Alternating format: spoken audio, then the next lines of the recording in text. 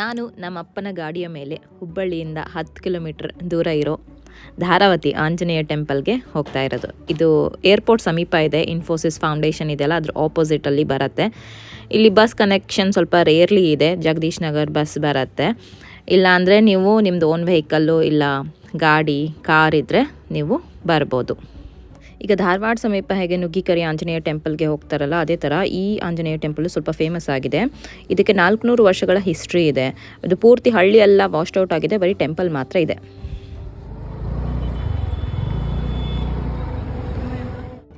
ಶನಿವಾರ ಮತ್ತು ಅಮಾವಾಸ್ಯೆ ಟೈಮು ಸ್ವಲ್ಪ ರಶ್ ಇರುತ್ತೆ, ಇಲ್ಲಾಂದರೆ ತುಂಬ ಪೀಸ್ಫುಲ್ ಪ್ಲೇಸ್ ಇದು. ಅದು ಏನಂತಾರೆ, ಬೈಪಾಸ್ ರೋಡ್ ಪಕ್ಕನೇ ಇದ್ದರೂ ಎಷ್ಟು ಪೀಸ್ಫುಲ್ ಆಗಿದೆ ಅಂದರೆ ಜಾಗ, ನೀವು ಸುಮ್ಮನೆ ಬಂದು ಕೂತ್ಕೋಬೋದು. ಇಲ್ಲಿ ಎಲ್ಲಿಂದನೂ ಜನ ಬರ್ತಾರೆ.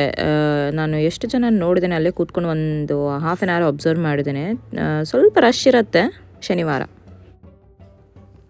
ನಮ್ಮಪ್ಪ ಇಲ್ಲಿ ಒಂದು 20 ವರ್ಷಕ್ಕಿಂತ ಮುಂಚೆನೂ ಇಲ್ಲಿ ಕಿರ್ಲೋಸ್ಕರ್ ಕಂಪ್ನಿಯಲ್ಲಿ ಕೆಲಸ ಮಾಡುವಾಗ ಬರ್ತಿದ್ರಂತೆ. ಅದಾದಮೇಲೆ ಈಗ 1 ವರ್ಷ ಆಯಿತು ಇದನ್ನು ರೆನೋವೇಟ್ ಮಾಡಿದ್ದಾರೆ. ತುಂಬ ಚೆನ್ನಾಗಿ ಗಾರ್ಡನ್ ಎಲ್ಲ ಮಾಡಿ ನೀಟ್ ಆ್ಯಂಡ್ ಕ್ಲೀನಾಗಿ ಮೇಂಟೈನ್ ಮಾಡಿದ್ದಾರೆ. ಒಳಗಡೆ ನೀವು ಏನು ಊದ್ಬತ್ತಿ ಇಲ್ಲ ಕರ್ಪೂರ ಹಚ್ಚೋ ಹಾಗಿಲ್ಲ. ಇಲ್ಲೇ ಮುಂದೆ ಸ್ತಂಭ ಇದೆಲ್ಲ, ಸ್ತಂಭದ ಪಕ್ಕನೇ 2 ಪಾದಕಗಳಿದೆ, ಅಲ್ಲೇ ಎಲ್ಲ ಹಚ್ಚಬೇಕು.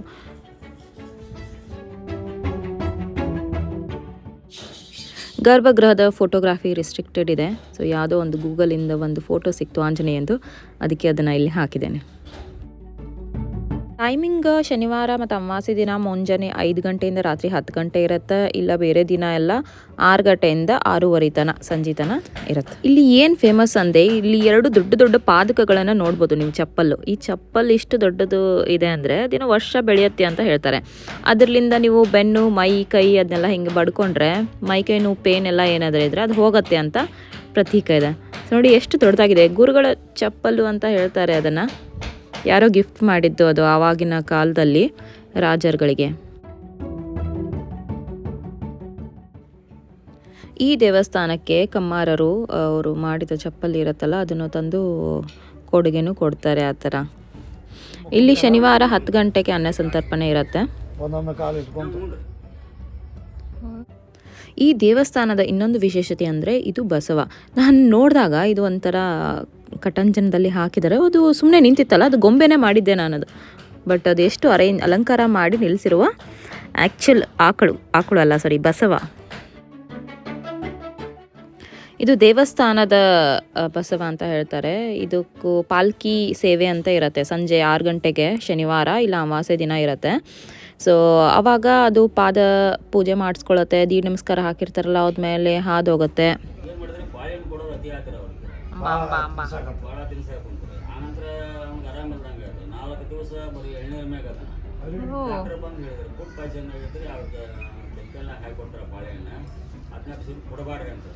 ಅದಕ್ಕೆ ಮತ್ತೆ ಇದನ್ನು ಹೊಸದಾಗಿ ಮಾಡಿಬಿಟ್ಟು ಇದನ್ನು ಇಲ್ಲಿ ಕಟ್ಟಾಕೊಂತೀವಿ.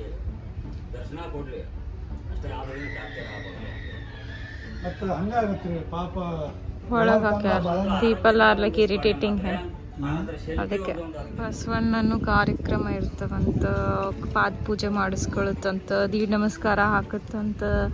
ಯಾರ್ಯಾರು ದೀಡ್ ನಮಸ್ಕಾರ ಹಾಕ್ತಾರ ಅವ್ರ ಮೇಲೆ ಹಿಂಗೆ ಒಂದು ರೌಂಡ್ ಹಾದು ಹೋಗುತ್ತಂತ. ಒಟ್ಟು ಗುಡಿದು ಬಸವಣ್ಣ.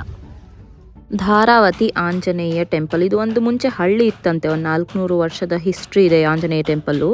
ರೈತರಿಗೆ ಅವರು ಹೊಲದಲ್ಲಿ ಸಿಕ್ಕಿದ ಆಂಜನೇಯ ಮೂರ್ತಿ ಅದನ್ನೇ ಅಲ್ಲೇ ಇಟ್ಟು ಅಲ್ಲಿ ಗುಡಿ ಕಟ್ಟಿಸಿದ್ರಂತೆ. ಎಷ್ಟು ಶಾಂತ ಆಗಿತ್ತಂದರೆ ಆರಾಮಾಗಿ ಕೂತ್ಕೊಂಡು ಮೆಡಿಟೇಟ್ ಮಾಡ್ಬೋದು ಈ ಟೆಂಪಲ್ ಪಕ್ಕ. ಇಲ್ಲಿ ಹೂವು ಪ್ರಸಾದನೂ ಕೇಳ್ತಾರಂತೆ. ರೈಟ್ ಸೈಡ್ ಬಿದ್ದರೆ ಅವ್ರು ಹೇಳಿದ್ದೆಲ್ಲ ಆಗತ್ತೆ, ಲೆಫ್ಟ್ ಸೈಡ್ ಬಿದ್ದರೆ ಆಗಲ್ಲ, ಆ ಥರನೂ ಪ್ರತೀತ ಇದೆ. ಏನ್ರಿ ಇವು?